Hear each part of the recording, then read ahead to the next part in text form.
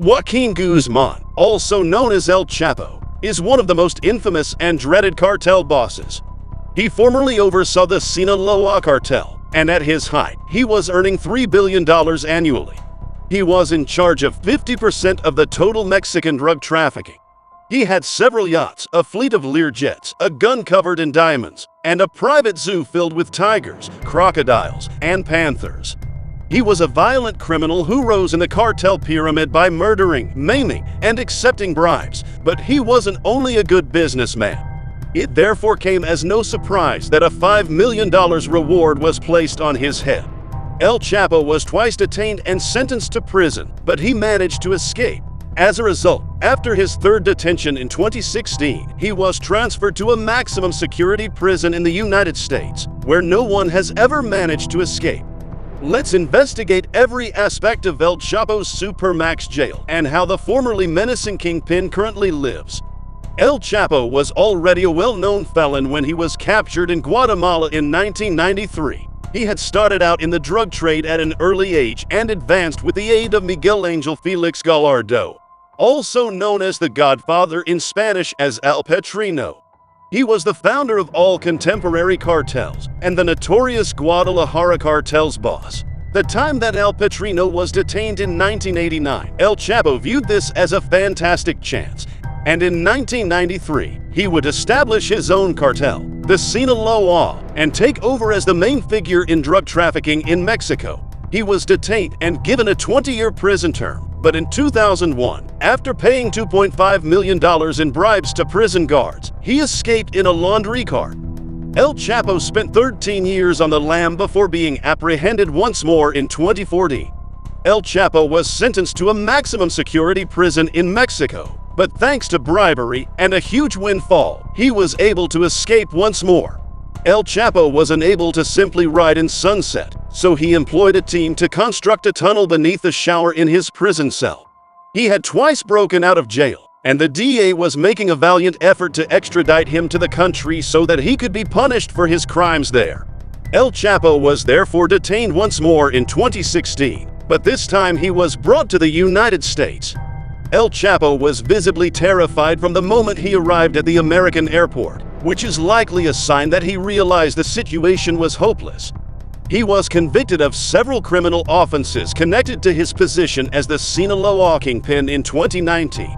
He was given a life sentence on July 19, 2019, in ADX Florence, Colorado, for ordering hit-and-runs, buying off officials, and supervising endless shipments. El Chapo entered his Colorado prison cell. He was now housed in the same facility as the Oklahoma City bomber and the Unabomber. These are extremely high-profile inmates who are seen as being exceptionally dangerous and prone to fleeing, and the jail treats them accordingly. El Chapo and his fellow prisoners are locked in a soundproof cell for 23 hours each day. In addition to being closely watched by numerous guards during rack time, inmates are also cuffed, shackled, and have chains around their torsos during their 1 hour of free time. They are unable to move quickly, leap, or run. Of course, phones are also off-limits. In fact, the only technology available to inmates is a small, black and white TV in their cell, and they can only get this TV if they have a history of behaving well. El Chapo is permitted to watch TV if he so chooses, although the inmate selection process prevents streaming or HD TV.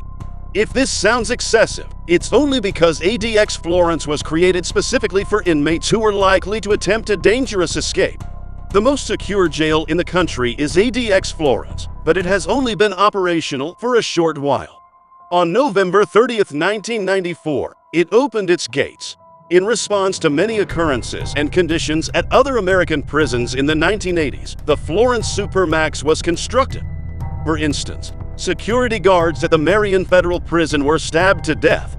Consequently, ADX Florence set out to make the facility impassable, with more guards than inmates and a strict timetable that prevents them from wreaking as much havoc. It is referred to as the Alcatraz of the Rockies for this reason. Only 375 prisoners are housed at ADX, which is a paltry number when you consider the effort that goes into security.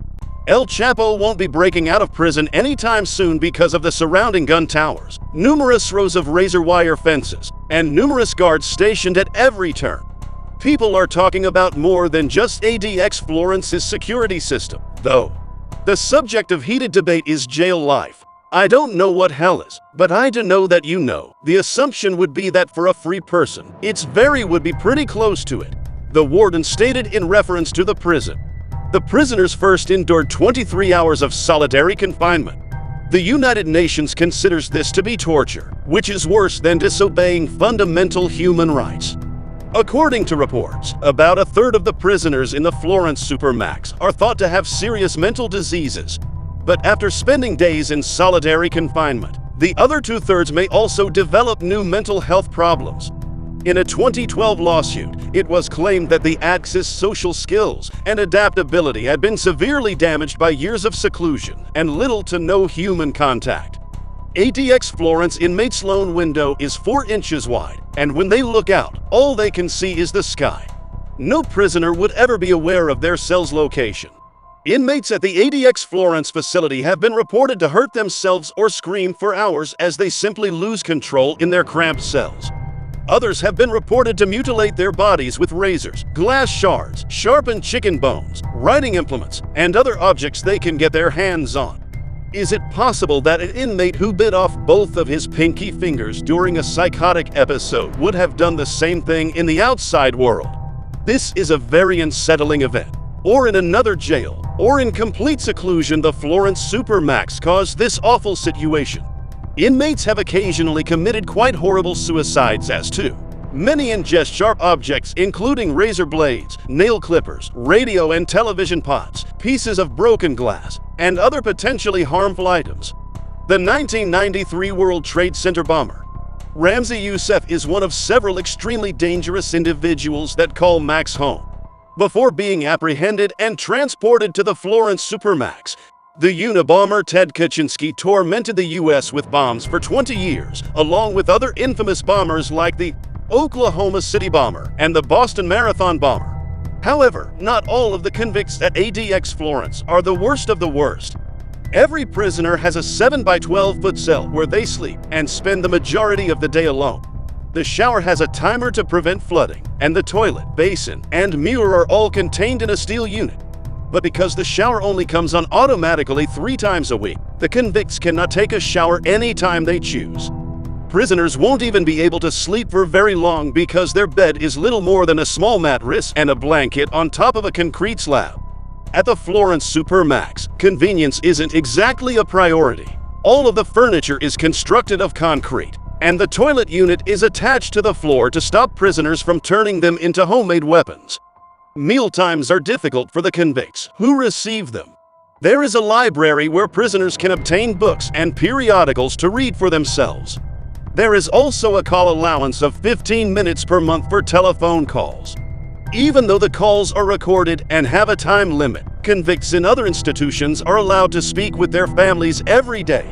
The ADX does, however, permit visits up to 5 times a month, but each of these must be justified, and convicts are once more closely watched.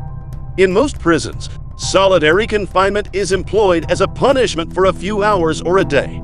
But in Florence Supermax, it is the standard practice for prisoners who attack others or break prison rules. Even just going through its hallways gives off an ominous vibe. For the first 3 years in the ADX, inmates are not permitted to interact with other inmates, and they must spend their hour-long rack time alone in a chamber with a pull-up bar or a caged pen in the yard. After 3 years with a clean record, they are allowed to spend their hour of free time conversing with other prisoners. An inmate gets 4 more hours per day during their final year in prison and is allowed to eat with other prisoners. El Chapo, however, will be spending the remainder of his life in the Florence Supermax, making all of this impossible. El Chapo has been residing in the ADX Florence for 3 years as of 2022. Emma, his wife, has put up a valiant struggle to get him more humane treatment. Other than the minute he spent speaking to the prison guard, El Chapo still has no human contact. He is kept at distance 13. The most dangerous inmate is housed in the ADX block. He is only given access to a hose to wash himself because he once constructed a tunnel under his shower to escape from prison. El Chapo has appealed his conviction, and according to his attorney, The deprivation of sunlight and fresh air over an extensive 27-month period is causing psychological scar. He is suffering many symptoms of distress as a result of this lengthy and warranted punishment. Whether or not you think El Chapo's sentence was unfair is up to you to decide. El Chapo did kill numerous individuals in order to increase his power and wealth inside his cartel. But what should his punishment consist of? Should even the worst offenders be housed in squalor? El Chapo's lawyers claim that because the lights and the noisy air conditioning are continually on, he can hardly get any sleep. Additionally, he bemoaned how the guards' frequent conversation in the hallway made it nearly impossible for him to get any rest. Emma even expressed concern for El Chapo's safety at the Florence Supermax, saying that his blood pressure has been dangerously elevated lately. El Chapo couldn't see his family or attorneys for a long period following the COVID-19 pandemic, since visits were also halted. It is yet unknown how much interaction El Chapo has with the outside world. But it is obvious that he is making a valiant effort to flee the oppressive circumstances in ADX Florence. He cannot break out of jail this time, though, unless the appeal is successful. He will live out the remainder of his days in the most secure jail in the country. Does El Chapo merit the treatment he is receiving now? This is the type of fate that a man responsible for horrible cruelty and murder deserves, said DA Special Agent Trey Donovan. He doesn't leave his cell because the Sinaloa cartel was responsible for thousands of deaths or execution orders. The difference is that because he is still alive, he is able to do a lot of things, unlike many of his victims, which makes it less monotonous, boring, and depressing. Do you agree with Ray Donovan? Should El Chapo or any prisoner really get more humane treatment, no matter the gravity of their actions? Let me know down in the comment section, and before you go, make sure you hit those like and subscribe button if you don't ever want to miss a new episode. See you all next time.